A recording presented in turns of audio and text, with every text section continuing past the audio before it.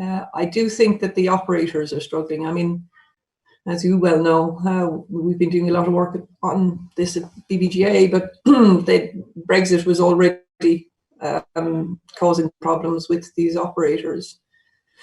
And, to have had the Brexit issues and then COVID on top of it, we come out of COVID and we're back into Brexit. So it's, when are these poor people ever going to get a break from it all? But I think we just, like you're doing, we've got to keep the pressure on the Department for Transport, keep the pressure on the government, and just keep getting support wherever we possibly can. Yeah, we managed to have a good few minutes before we mentioned the B word. But interestingly, I picked up something just yesterday from Brussels that confirmed that those discussions are carrying on. No question about that. They're carrying on virtually, and the position that we're taking seems to be extremely firm.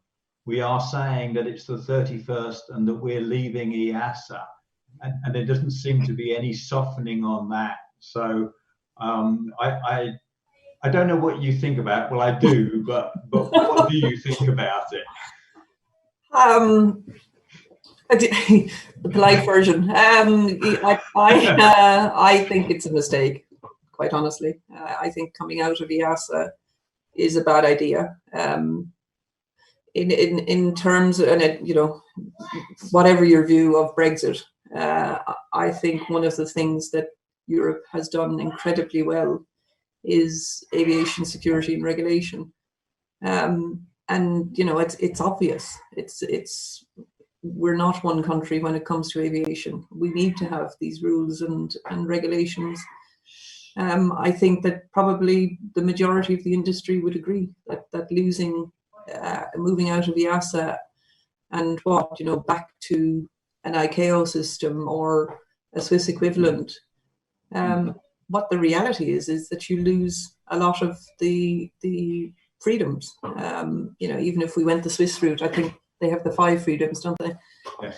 So what you'd lose is effectively the ability to charter. So the UK operators wouldn't be able to charter point to point within Europe. And that would obviously have an impact on their business. And unfortunately for the UK, our domestic point to point within Great Britain is not as big a market as Europe is. It's obviously not. So it's not a quid pro quo. And as much as we can argue reciprocity and we'll give it to you if you give it to us, I think we have more to gain by staying EASA. The counter argument, of course, in case any of the Europeans are listening, is Britain has an awful lot to give in EASA and has done over the years, whether that's through financial support or through the personnel actually sitting in EASA. It's the contribution has been immense. Yes. So it doesn't make sense to lose that either. I just think if we were going to do this, and that it's much the same as my personal opinion on Brexit, is if you want out, great, but have a plan, and before you push the button on it, make sure you've thought it through. I'm really pleased to hear your comment that the negotiations are continuing, because that's what you would hope, that they would be using this time, keep the pressure on. It doesn't surprise me to hear that we're still aiming for the 31st of December. I think moving off that would probably be a bad idea, because we need to carry on now. We need to get on with it. And I suspect Boris Johnson isn't the kind of person to just roll over on something like that, not when he is committed to the date. So that doesn't surprise me, but I just hope we'll be ready. I really do hope we will. One of the things that we've been doing as industry, and I'll say that in a wider sense, we've been working together, and we've made sure that, look, if we are going out, as far as we're concerned, we don't want to develop additional costs for the UK, additional national requirements. In fact, we would like to mirror EASA for as long as possible, so we can globally transition our aircraft, take components in, do all of those things with a bilateral, because there's no difference. And that's what industry has said to DfT and to aviation ministers and the like. And hopefully we can try and keep the pressure on that for everyone in aviation. Yeah, and I think you mentioned that you have a call coming up with one of the ministers on this. I'd be very interested to hear, Yeah, it's an opportunity. Funny enough, probably the next video that we do could well be with a member of the DfT senior team. And they are listening to us as an industry, because should be having a video call with the aviation minister in the near future, just to talk through the points that we have made. So the good thing is, if people are listening to us, whether they can take action on it, it really does depend how far they are up the negotiating table and how aviation is perceived. We think it's important. But you put it against a wider picture, you're never really sure whether we are. Absolutely. But we have to keep the fight. I mean, this is I suppose the point of BBGA, isn't it? Is we have to represent the industry. Yeah. And what has surprised me is I suppose the lack of negotiation pre-Brexit with industry. You would have thought that there would have been a lot more discourse with the aviation industry rather than waiting for it to happen. But maybe that's a product of, did anybody really expect that this would happen? I'm pretty sure David Cameron didn't. So maybe that's why. I think there was an element of discussion. I think because it was all so unstable and there were hung parliaments effectively, no one could make decisions. I think that made it so much worse for having that. I would say, I'm going to be fair, there's been really good engagement with DfT. Now we've got a steady platform to work with. So politics aside, that is a positive thing going on. So, great, good. Look, I'm not going to hold you up too long. I know you've got loads and loads of homeschooling as well as trying to work. So look, there's one last question I'd like to ask, and it is sort of a legal perspective.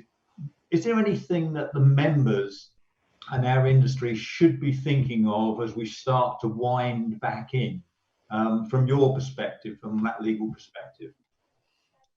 I think a lot of the issue will be around, it's for any business really, us included, it's cash flow.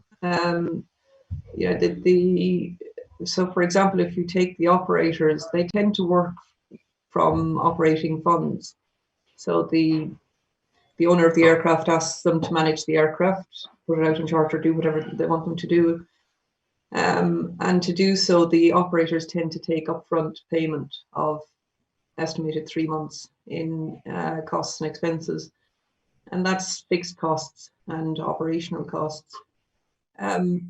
I think that I would be insisting on it. I would even start asking for a little bit more in terms of justifying how long or how much to take, because the operator has to be able to ride through the next few months.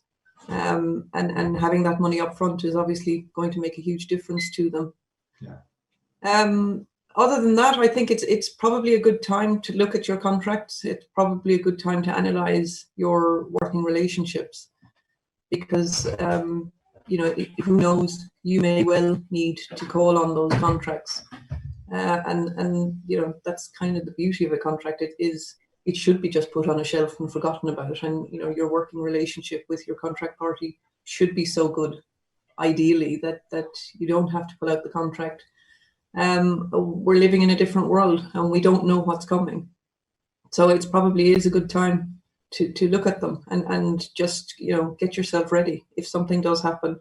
If you can't pay, if you find yourself unable to meet the obligations of a contract, it's worth thinking about now in terms of how to deal with it. Give us a call. We don't charge for those kind of calls where it's do you mind me just running something past you? Of course I don't.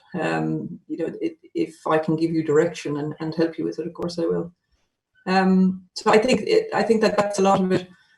I'm very interested to see what happens with crew, to be honest, because if we are losing some airlines, And, is this by some bizarre coincidence going to cure the pilot shortage issue we have? I think that's going to be interesting. Not sure how quickly you can transfer from commercial over to private, but there are certainly there are noises amongst the recruiters now that they're seeing a lot more pilot applications. So there's that. I mean, I have heard from quite a few of the pilots that they were asked to be put out on furlough. They were basically told, come back in September, and we won't be paying you in the meantime. Obviously, that's incredibly harsh on anybody.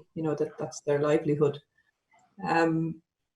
So I think that there could be issues with that. I wouldn't say you're entirely guaranteed to get your pilots back if that's how you've been treating them.